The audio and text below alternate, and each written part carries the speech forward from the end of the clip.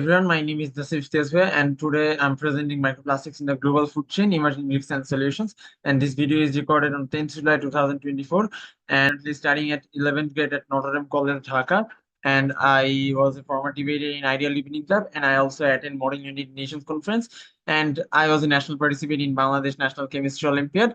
And my interest is spanned for biology, robotics, and international relations. I'm excited to share my insights on this crucial topic and exploring its impact on global health and explore its potential policy solutions. Microplastics are teeny plastic particles smaller than 5 millimeters, originating from two main resources.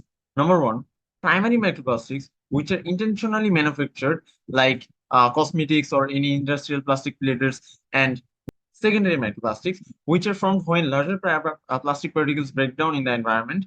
And we can see that both of these particles can form in water, land, and air. As a result, humans inadvertently consume these microplastics through multiple sources. It can be seafood or vegetables or drinking water or even the air we breathe. So the widespread contamination highlights the urgent need to address microplastic pollution and its impacts on global ecosystem and how these microplastics enter into our food chain. So you can see an example in marine ecosystem. Imagine our oceans filled with plastic bags and like it's a huge soup. So the small creatures eat this and thinking it's a food, and the fish they eat these creatures, they got the plastic into, and the big fish then eat the smaller one, and the plastic builds up even more. It's just not like, and just the plastic gets into the air and falls in our farms with rain. So plants suck up with their roots, and even the salt we eat has plastics in it. The plastic problem is everywhere, and in our food. In the fish we eat, the vegetables we grow, and the salts we sprinkle on our food, it might take food less healthy. There is a process named bioaccumulation.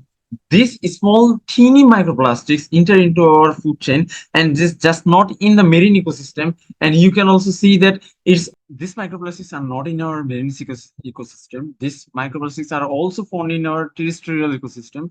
And these microplastics, you can see that microplastic enter livestock through feed and water. Animal consume these contaminated plants and soil organisms, and earthworms and other soil organisms ingest this contaminated soil, and thus it finally enters into our food chain.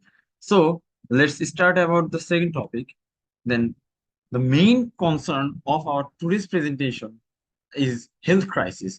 So you can see the health crisis, microplastics poses a silent but severe health threat towards us. And with an alarming data emerging from the recent studies, a 2019 study in the journal Environment, Science and Technology estimated that the human ingests about 1,000 microplastic particles annually through food and water alone.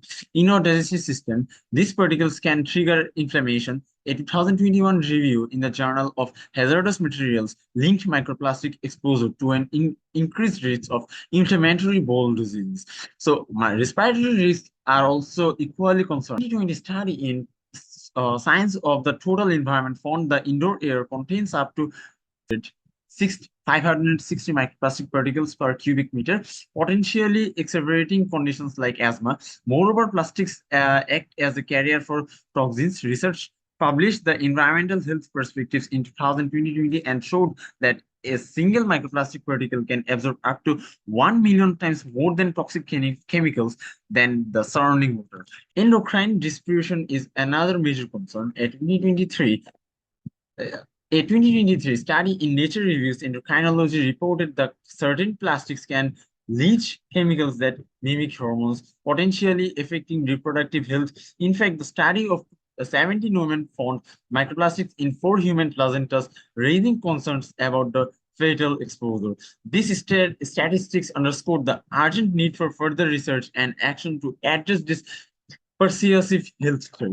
So plastics can affect any organs of our body. Our vision failure, thyroid and coughing, and lungs problems, diarrhea, vomiting, indigestion, typhoid diseases, liver cirrhosis, pose so on health threats. So what's the current situation? Pollution is very much hazard. Atomic Research Agency predicts that the microplastic pollution in the Eastern Tropical Pacific would increase 4 times higher than 2030 and 10 times higher by 2100 compared to 2008 levels. That this global crisis affects everything from the ocean depths to mountain peaks. Microplastics have been found in human blood and organs, raising concerns about a long-term health effects. While experts recommend individual actions like choosing organic foods and avoiding plastic bottles, and this alone aren't enough. Urgent global action and policy changes are needed to protect both environmental and human health. A striking example from International Atomic Agency research. Marine reserves like Galapagos Islands, scientists have found an alarming trend. The microplastics pollution is expected to increase nearly 4 times compared to 2008 levels. More shockingly, by 2100, it could be 10 times higher. It just not on and isn't just a local issue. The consistent increase across all sampling sites suggests a global problem. Imagine the Galapagos, a UNESCO World Heritage Site, with its pristine water increasingly polluted by plastic particles, and the reality we're facing if we don't act now. What are potential solutions and policy implications? We have so many policies and potential solutions to solve this global problem. So first of all, we need to materialize global. So we need to implement the thing we need the policy implementation. Secondly, we need technology and innovation. Ocean cleanup projects should be launched, and advanced recycling technology should be integrated there.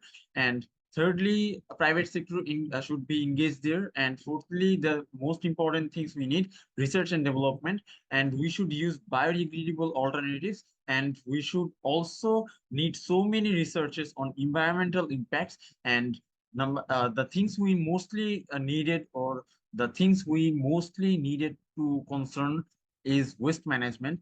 We need to improve our waste management and improve our recycling infrastructure, extend producers' responsibility, and research at the same time production and promote alternative materials. Future and call to action. So this microplastic crisis we face is just not only an environmental issue, but it's a global health emergency.